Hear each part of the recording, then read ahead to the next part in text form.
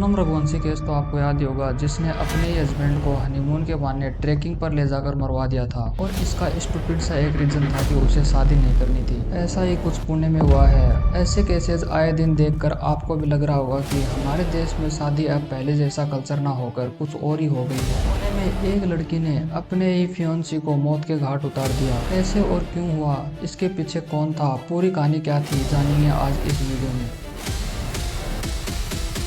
26 साल का केतन अग्रवाल पुणे के गौंजे एरिया में अपनी फैमिली के साथ रहता था और वो अपनी फैमिली का इकलौता बेटा था। केतन अग्रवाल के पिता विशाल अग्रवाल पुणे के जाने माने बिजनेसमैन हैं जो रियल एस्टेट का बिजनेस चलाते हैं। 2023 में केतन यूएस से इंडिया अपनी पढ़ाई कंप्लीट करके वापस लौटता है। एमबीए लेवल का पढ़ा लिखा लड़का, अपने पिता के बिजनेस को और बड़ा करने का सपना था और इंडिया वापस आने के बाद वो अपनी फैमिली बिजनेस में मैन डायरेक्टर के रोल पर काम करना भी शुरू कर दिया था। जो भी उसे जानते थे सब उसके बारे में यही बोल रहे थे कि वो एक एक्सपीरियंस्ड ट्रेकर था और उसे आउटडोर एडवेंचर एक्टिविटीज करने का बहुत शौक था। कहानी घूम फिर कर वहीं आती है कि आखिर हुआ क्या था और कहां से इस कहानी की शुरुआत हुई। फरवरी 2026 में केतन अग्रवाल की सगाई सिया गोयल से होती है। केतन के पिता का कहना है कि पहले सिया की फैमिली ने प्रस्ताव रखा था, उन्होंने मना भी कर दिया था कि लड़की की एज कम है, लेकिन बाद में रिश्ता आगे बढ़ा। 20 साल की सिया गोयल भी पुणे के एक कारोबारी फैमिली से ही आती है। नवंबर 2026 में दोनों की शादी फिक्स हो गई थी। दोनों परिवार बहुत खुश थे। शादी के लिए उन्होंने राजस्थान में 17 करोड़ का एक शाही पैलेस बुक किया था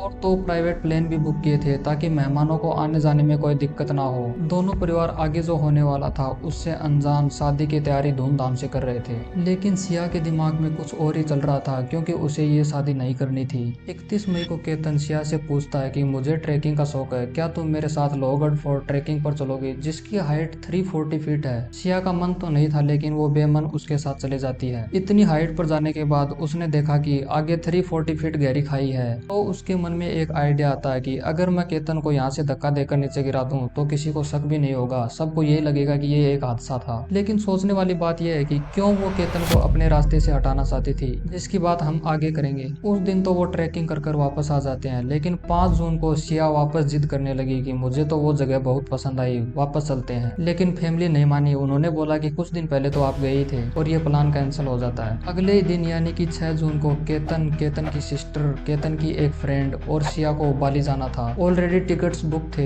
इसीलिए तो 5 जून को सिया ट्रैकिंग पर जाने की जिद कर रही थी ताकि वहां से धक्का देकर रिश्ता खत्म हो जाएगा और बाली भी नहीं जाना पड़ेगा। लेकिन वो प्लान तो कैंसिल हो गया था। चारों अपने पूरे लगेज के साथ एक बैग में जरूरी डॉक्यूमेंट्स, पासपोर्ट और कुछ पैसे डालकर घर से निकल जाते हैं। लेकिन सिया को किसी भी कीमत पर बाली नहीं जाना था, तो उसने एक प्लान बनाया।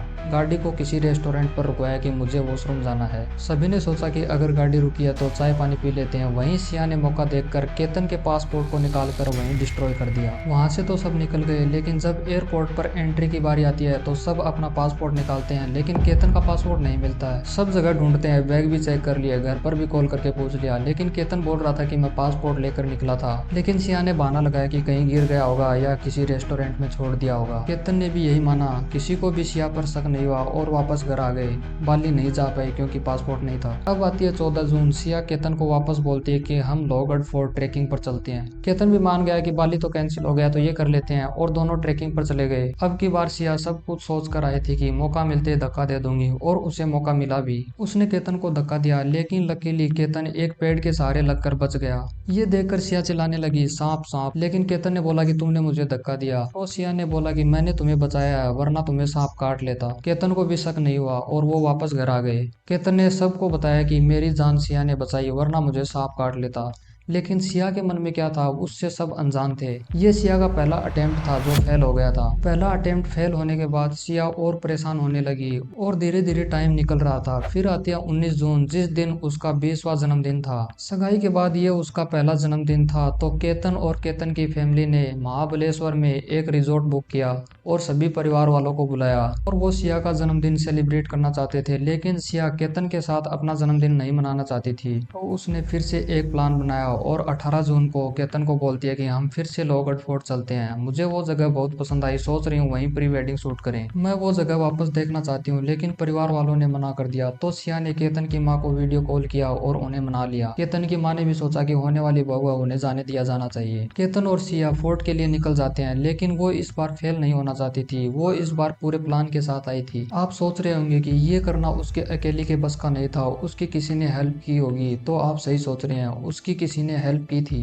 इस बार वो फेल नहीं होना चाहती थी, तो उसने एक ऐसे इंसान की हेल्प ली जिसकी किसी को भनक नहीं थी। पुलिस ने उसे कैसे पहचाना, उसे कैसे पकड़ा गया और वो कौन था, इसकी बात हम आगे करेंगे। केतन और सिया फोर्ट पहुंच जाते हैं और वो आदमी भी उनके पीछे पीछे आ जाता है। केतन को कहीं शक नहीं हुआ कि कोई उनका पीछा कर रहा है। सही मौका देखकर दोनों ने केतन को खाई में धक्का दे दिया। सिया इस बार सुनिश्चित करके आई थी कि पहली वाली गलती नहीं होनी चाहिए, और वो अपने प्लान में कामयाब भी हो गई। इतना सब करके वो जोर जोर से चिल्लाने लगी, रोने लगी। ये सब देखकर गार्ड दौड़ कर आया, क्या हो गया? तो उसने बोला मेरे दोस्त का पैर फिसल गया और वो खाई में गिर गया। ये सुनकर गार्ड भी हक्का बक्का हो गया और उसने और गार्ड्स को बुलाया और पुलिस को कॉल किया। इधर सिया ने अपनी माँ को कॉल किया और रोते हुए बोला कि केतन का पैर फिसल गया और वो खाई में गिर गया। सिया की माँ ने केतन के पिता को कॉल किया और सारी बातें बताई, तो वो फोर्ट के लिए दौड़े। गार्ड ने पुलिस को बुला लिया था और सर्च ऑपरेशन शुरू किया। खाई बहुत गहरी थी और एरिया बहुत बड़ा, तो 18 जून को केतन का कोई भी सुराग नहीं मिलता है। अगले दिन 19 जून को फिर से सर्च ऑपरेशन शुरू किया,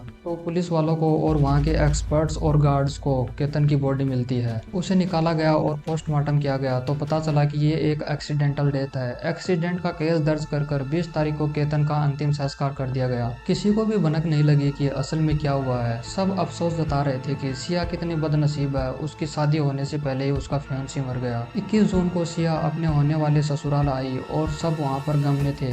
ये सब के बीच केतन की सिस्टर ने सिया से एक सवाल पूछा कि कैसे मेरा भाई खाई में गिरा। इतना सुनकर सिया के चेहरे का रंग बदल गया और उसकी जुबान उसका साथ नहीं दे रही थी। ये सब देखकर केतन की सिस्टर को शक होता है और वो अपने पिता को कोने में ले जाकर सब बातें बताई। केतन को ट्रेकिंग का इतना एक्सपीरियंस था, आज तक ऐसा हादसा कभी नहीं हुआ। वो पुलिस के पास गए, उधर पुलिस केस को एक्सीडेंट बताकर क्लोज करके बैठी थी। उन्होंने जाकर सब कुछ बताया और उन्होंने बोला कि ये एक एक्सीडेंट नहीं है, मर्डर है और शक हमें सिया पर है। तो उन्होंने जांच शुरू की। जांच में 2-3 चीजें ऐसी सामने आई जो हैरान कर देने वाली थी। सबसे पहले पुलिस ने सीसीटीवी फुटेज खंगालना शुरू किया। पहले तो सब कुछ नॉर्मल लग रहा था, लेकिन जब ध्यान से देखा तो एक अजीब चीज सामने आई। एक इंसान हुडी पहनकर घूम रहा था, फेस ढका हुआ था और हेडफोन लगा रखे थे। ऐसा लग रहा था जैसे वो अपने फेस को छुपा रहा है। लेकिन इसमें सोचने वाली बात क्या है, वहाँ पर तो बहुत लोग घूमने आते हैं, लेकिन सोचने वाली बात ये थी कि इतनी गर्मी और इतनी चढ़ाई पर चढ़ना है तो हुडी पहनकर कौन आता है। केतन और सिया का पीछा भी कर रहा था। ये देखकर पुलिस का शक और हो गया, लेकिन उसका फेस नहीं दिख रहा था। आखिर वो कौन था? तो पुलिस ने सिया के कॉल रिकॉर्ड्स खंगालना शुरू किया। कॉल रिकॉर्ड्स में एक खास बात सामने आई कि एक नंबर है जिस पर बहुत बातें हुई हैं।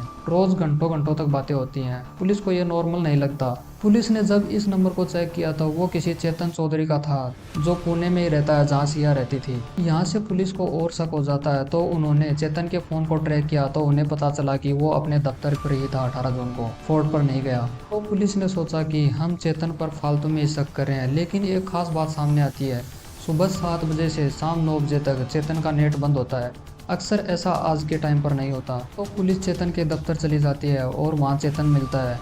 उसने बोला कि मेरा फ़ोन बंद है, आप चेक कर सकते हैं, मैं फोर्ट नहीं गया। लेकिन वहाँ के एक एम्प्लॉय ने बोला कि साहब मेरा फ़ोन लेकर गए थे, उन्होंने बोला कि मेरे फ़ोन में कुछ प्रॉब्लम है। पुलिस ने एम्प्लॉय के नंबर को ट्रैक किया जिसने फोर्ट की लोकेशन दिखाई। यहाँ से कहानी पूरी साफ हो जाती है और पुलिस चेतन को उठा लेती है। उसके बाद सिया को उठाते हैं और दोनों से पूछताछ में पता चला कि उनकी मुलाकात कुछ टाइम पहले हुई थी और दोनों में प्यार हो गया था। सिया चेतन से प्यार करती थी, इसलिए वो केतन से शादी नहीं करना चाहती थी, लेकिन उसने घर वालों को ना बताकर चेतन के साथ मिलकर ये रास्ता चुना। इससे पता चलता है कि उसकी क्या मानसिकता होगी। इन लोगों को घर बताने में डर लगता है, भाग जाने में डर लगता है, लेकिन किसी को मार देना सही रास्ता लगता है। केतन के पिता खुद बोल रहे हैं कि अगर वो हमें पहले बता देती तो हम शादी नहीं करते। ये करने की क्या जरूरत थी? अगर उसको शादी नहीं करनी थी तो सीधा उसने उसके माँ बाप को या हमको किसी चीज से इनकार कर देते, या जिस लड़के के साथ उसका जो भी अफेयर चल रहा है कहीं से भी एक फोटो हमको भेज देते तो भी हम कैंसिल कर देते।